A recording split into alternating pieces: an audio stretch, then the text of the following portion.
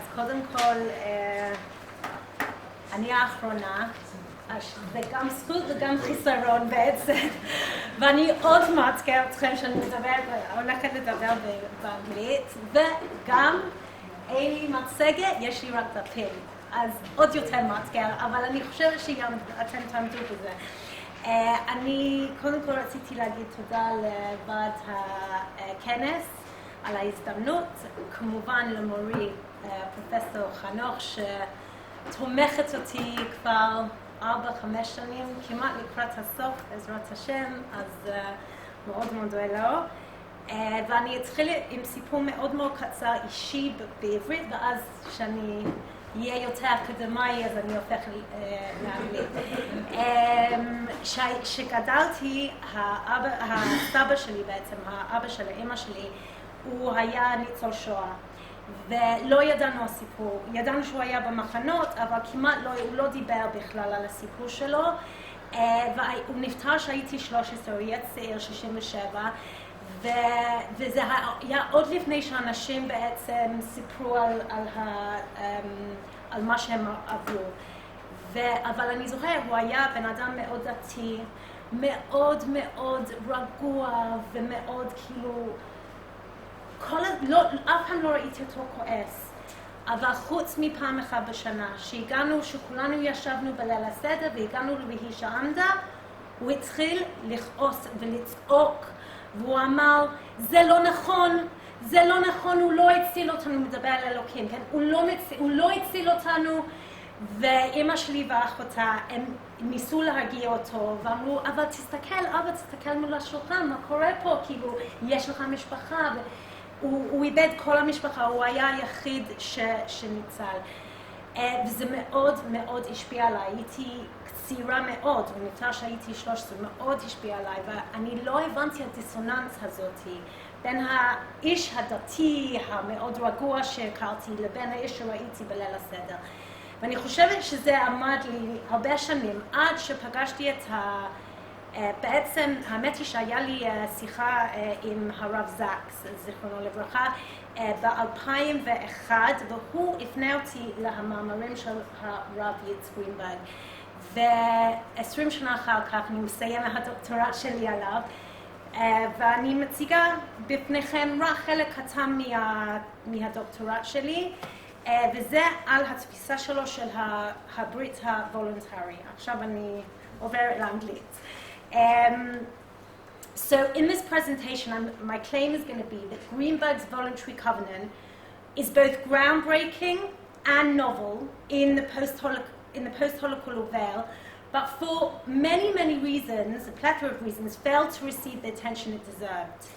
I believe that its novelty rests both with its anticipation and application of various postmodern motifs for post-Holocaust thought, which was unique, and in its ability to appropriate covenantal thought, which was a burgeoning discipline in the mid to late 20th century in America, and to appropriate that in order to build a post-Holocaust thought at the same time concurrently eliciting constructive rather than deconstructive Jewish agendas that moves beyond Fackenheim's 614th commandment, which was basically survival for survival's sake.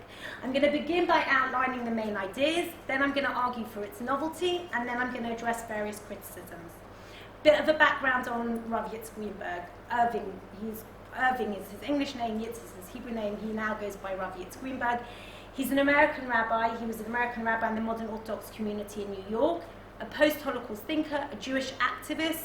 He was born in 1933 in America, ordained in the Bet Yosef Yeshiva, earned his doctorate from Harvard, and over his very long and prodigious career, he was involved in many projects, including he was part of the President's commission that set up the Washington Holocaust Memorial Museum. He set up CLAL, he set up the Steinhardt Foundation, he was the president of the Steinhardt Foundation, he set up the SARS Day School in America, many projects. In 1961, his parents had lost family in the Holocaust, but they never spoke about it. He didn't know very much about the Holocaust. In 1961, he goes to America. He's invited, he had won a fellowship to America, and he's invited to go to someone says to him, I've got tickets for the Eichmann trial. Do you want to come? He says, no, I'll watch it on TV and on television. And what he suddenly, he goes to Yad Vashem and he becomes totally immersed in Holocaust literature. He says he can't get away from it. It's so visceral, it's almost as if he feels almost as if he's going through the Holocaust. And at the same time, he walks out and he sees the burdening state of Israel. And this dialectical tension is what, I would say, in that dialectical tension is born his, what he calls dialectical faith and his voluntary covenant. One thing we have to begin by saying, he is anti-theodic from the start. He eschews any theodic stance, and this comes in one of his most famous statements, which is on your sheet. No statement, theological or otherwise, should be made that will not be credible in the presence of burning children. Okay, so we can't say anything about God, we can't say anything about the evil that happened. At the same time, though, he eschews Rubinstein's radical theology. Richard Rubinstein's radical theology, because of its absolutist position. He views, the second thing that's important, he views the Holocaust as sui generis, right, as totally and absolutely unique and unprecedented, and therefore also theologically shattering. This also contrasts him with others that he would probably be categorized with, like Eliezer Berkowitz and Rav Joseph Soloveitchik, and even Rabbi Sachs. He can't sit with them because he sees the Holocaust as theologically shattering. In 1987, he comes to formulate what's become known as his most controversial, but his most central post-Holocaust idea, and that's the Voluntary Covenant. Over the years, it undergoes revision, but the basis of it remains and is echoed in his subsequent thoughts. So what is the Voluntary Covenant? The Voluntary Covenant claims that the condition of the covenant has been altered irredeemably in the fires of Auschwitz. The Holocaust is an orienting event, and covenantal loyalty until Auschwitz was premised on the idea that God is going to protect his covenantal people. After Auschwitz, this condition was broken, according to Greenberg, right? One cannot order another person to step forward and die. It amounts to a suicide mission. And therefore, and he takes this language from Roy Eckhart, who was a Christian theologian, right? God needs to repent for putting the Jews in such a precarious position. But something surprising occurs, empirically, says Greenberg, and that is the Jews, that they continue to live up to their covenantal duties, their covenantal obligations. In a sense, what he says is, though morally God can't command anymore and ask for the people's partnership, the people themselves, despite every logical argument against remaining Jewish and succumbing to despair, the people, secularist, atheist, religious after the Holocaust and in their own through their own individual expression, continue to affirm their Jewishness and the principle of life. And therefore what he concludes is, we're living in the age of the voluntary covenant. It's moved from being a coercive or mandatory or obligatory covenant to a voluntary covenant. And here I brought for you in source number 1 what he says. I submit that its authority was broken, but the Jewish people, released from its obligations, chose voluntarily to take it on again. We're living in the age of the renewal of the covenant. God was no longer in a position to command, but the Jewish people were so in love with the dream of redemption that it volunteered to carry on its mission. Okay, so that's the basic outline. How does it work with the classic idea of covenant? And here we begin to understand his overall historical edifice. He kind of captures it in a historical edifice. And you've got the bottom of your sheets, actually, if there's a spare one, I'll take it. Is there a spare? At the bottom of your sheets, you can see he bit Rosenzweigian, right? He starts with creation, ends with redemption, and in the middle we have covenant. Covenant's the mechanism that moves us from creation to redemption.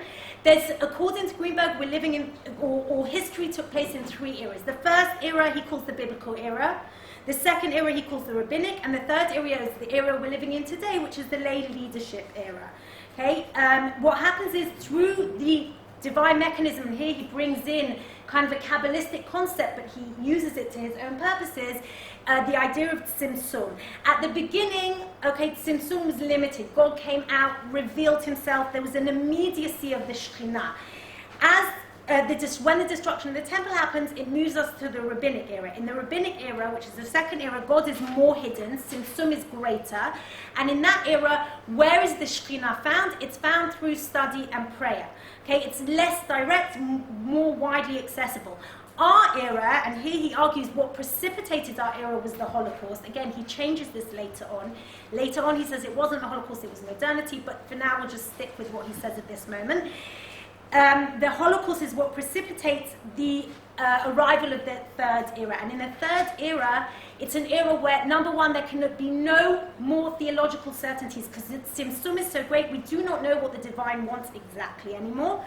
The divine scope has widened. Even though God is more present, the scope of presence has widened, and it's widened not just to the secular areas, but also to the whole areas, right? To areas and he gives examples, for example, building society, political action, technological development, philanthropic work.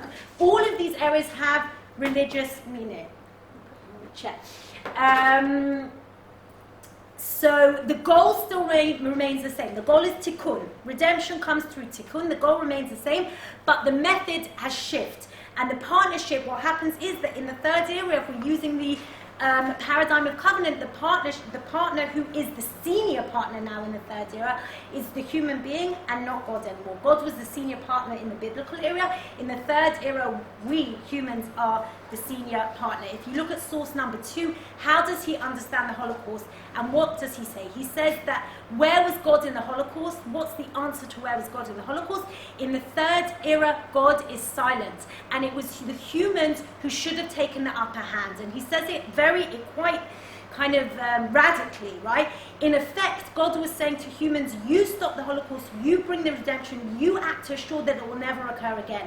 I will be with you totally, whatever happens, but you must do it. Like a parent and a child, when a child is younger, we hold his hand, we cross the road, we make sure he doesn't. But as the child grows up, the child becomes more mature. And though the parent, you have a deeper and more meaningful relationship with the parent as you grow up, but the parent doesn't have to be, the proximity of the parent is further away, but the relationship is deeper. And that's exactly how he sees our relationship with God in the third era.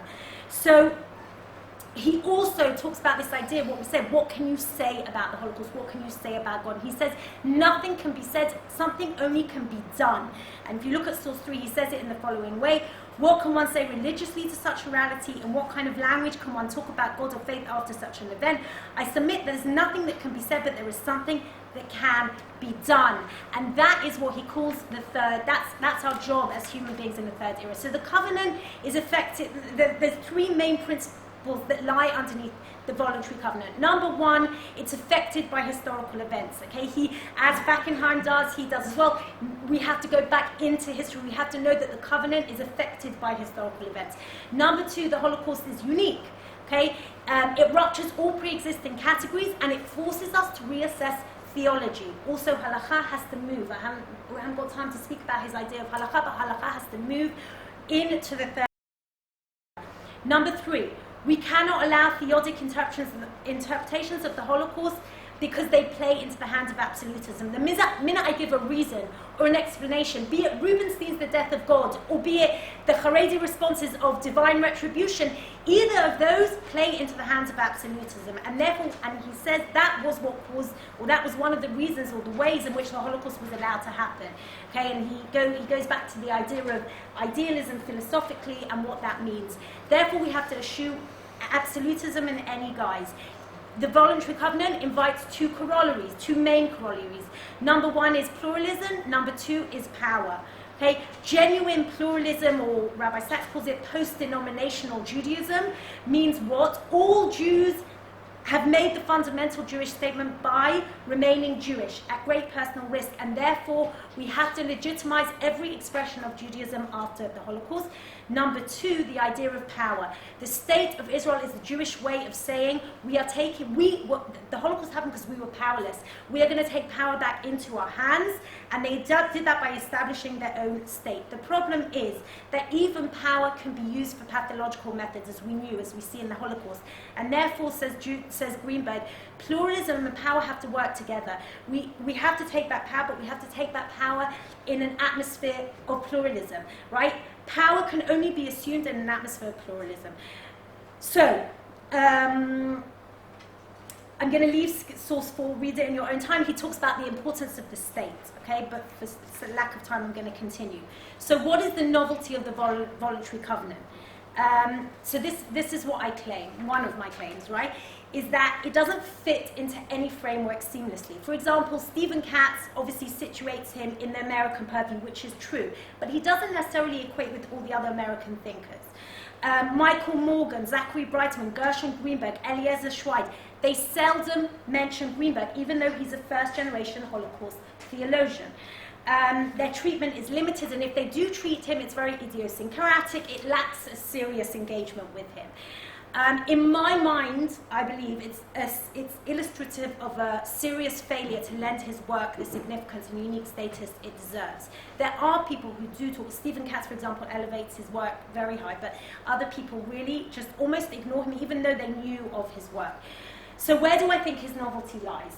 In two main areas. The first is, and I think actually the person who addresses this the best, and he only wrote in 2006, and I think that's the reason, because already you can see the postmodern motifs were recognized by that time, is Moshe Schnell in his book Bereshit Hayita Shoah, and he describes Greenberg's position as a critical Jewish theology. Why? Because it's based on postmodern concepts, but also on Jewish religious concepts, meaning he's able to marry the two. His Greenberg questions the very basis of any ideology in a post-Shoah world.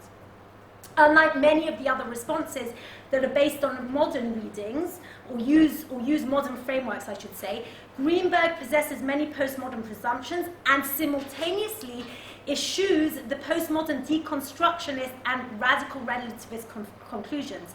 If his starting point is one of postmodern, radical doubt, anti-foundationalism and deconstruction, his end point is actually one of hope, in American pragmatism, they call it meliorism, right? Of hope, of reconstruction, of tempered by realism. What I argue is that even though he terms himself a postmodern theologian, I actually argue that he is far more analogous to American pragmatism, which is obviously no surprise because he was living amongst them at the time. Greenberg, I'm going to leave this out, okay? The second main area that I see as his novelty is his appropriation of the covenant model. Now, this deserves a whole hour to itself. But in the early 20th century, the notion of covenant that for many, many years of exile was almost divorced from the idea of history, of historical vicissitudes, returns into the currents of reality. And we see in a lot of Borowitz, Soloveitchik, even when he uses the Brit Goral and Brit Ye'ud, he brings the idea of covenant back as a paradigm. There's many, many covenantal thinkers that we see in America at the time. And my belief is that what the idea of covenant, that in many ways was an abstract, untouchable, kind of metaphysical, definitive trope, allied to something in a different realm, right, is reinstated in history, and goes back in a sense to its biblical origins. So covenant theology, which became popular also, by the way, among Christians, and the Puritans brought it to America, it's a whole story within itself, okay?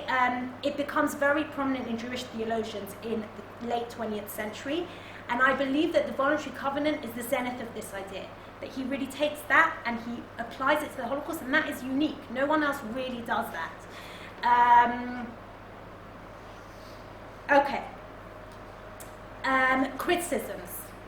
For sure, there's many paths to critiquing his stance which have been lobbied to him over the years by various thinkers. Okay, there's, for example, Wyshegrad famously accuses Greenberg and Fackenheim of creating a Holocaust theology. Okay, that's unsustainable, right? If you base Judaism just on the Holocaust, it's not sustainable. Others, such as Sachs, Berkowitz, etc., have argued that phenomenologically the Holocaust is unique, but it's not unique theologically. It hasn't changed the meaning of Jewish life. We have to continue with the status quo, etc. Okay. There are, on the other side of the spectrum, people like Tamar Ross, for example, and she critiques Greenberg for not going far enough in embracing postmodernism, right? She says his covenantal matrix is great, right, but it still appears to be allied to some kind of metaphysical truth, rather than being a purely optional subjective narrative that imposes meaning and structure on religious life. Okay, even though Greenberg himself ostensibly claims to shirk God talk, he doesn't actually do that, because he's still talking about God and metaphysics.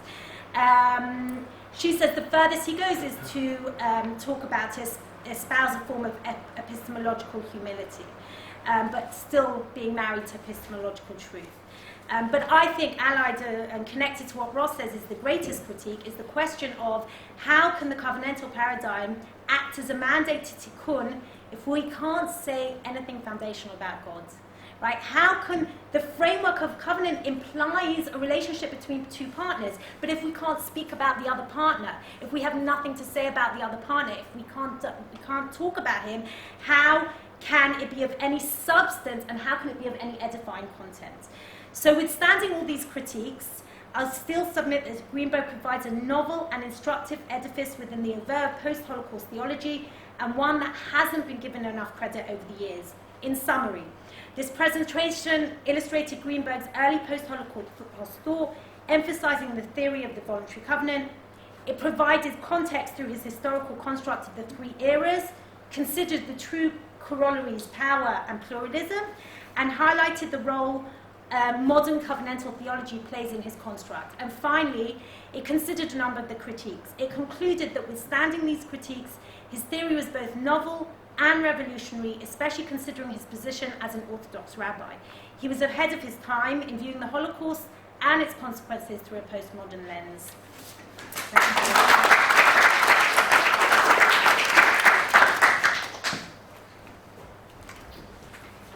תודה רבה.